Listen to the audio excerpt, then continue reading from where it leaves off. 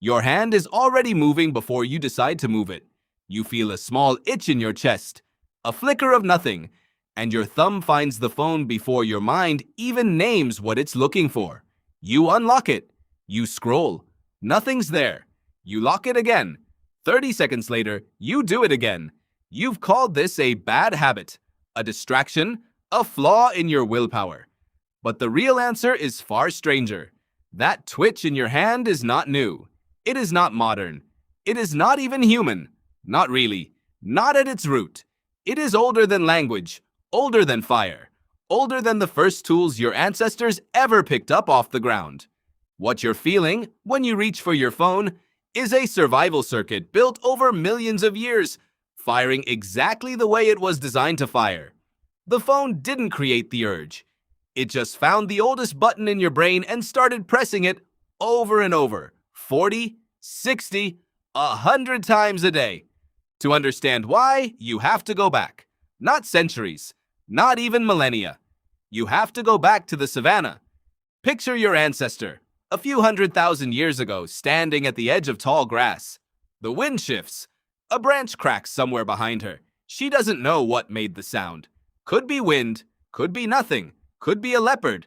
Here's the thing. Her brain doesn't wait to find out which one it is before reacting. It can't afford to. The cost of ignoring a real predator is death. The cost of flinching at the wind is nothing but a wasted half-second of attention. So evolution did not build her to be accurate. It built her to be paranoid. A nervous system that overreacts to uncertainty survives. A nervous system that calmly waits for confirmation does not. This is called negativity bias, and it was first formally described by psychologist Roy Baumeister and his colleagues in a landmark 2001 paper. Baumeister's research found that bad is stronger than good in nearly every domain of human experience, from memory to emotion to decision-making.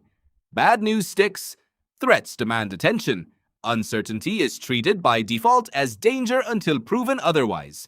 Your phone is a constant supply of unresolved uncertainty. A notification without context is, to your ancient brain, indistinguishable from a rustle in the grass. Something happened. You don't know what. It could be good. It could be bad. It could be nothing. And your nervous system, the same one that kept your ancestor alive on the savannah, cannot simply shrug and move on. It demands resolution. So your hand moves. You check. Not because you're weak, because you're wired. But there's a second, even older mechanism layered on top of this one, and it's the one that explains why checking your phone feels good even when what you find is nothing. In the 1950s, a researcher named B.F. Skinner ran an experiment with pigeons that would end up explaining something about humans 70 years before smartphones existed. Skinner placed pigeons in a box with a lever. Press the lever. Sometimes a food pellet would drop. Sometimes nothing would happen. The pattern was random, unpredictable. What Skinner found was strange.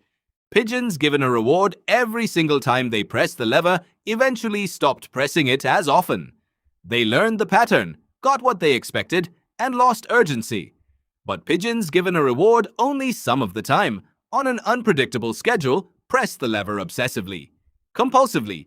Even after the food stopped coming entirely, they kept pressing, sometimes for hours, hoping the next press would be the one that paid off. This is called a variable ratio reinforcement schedule, and it produces the single most addictive pattern of behavior known to behavioral science.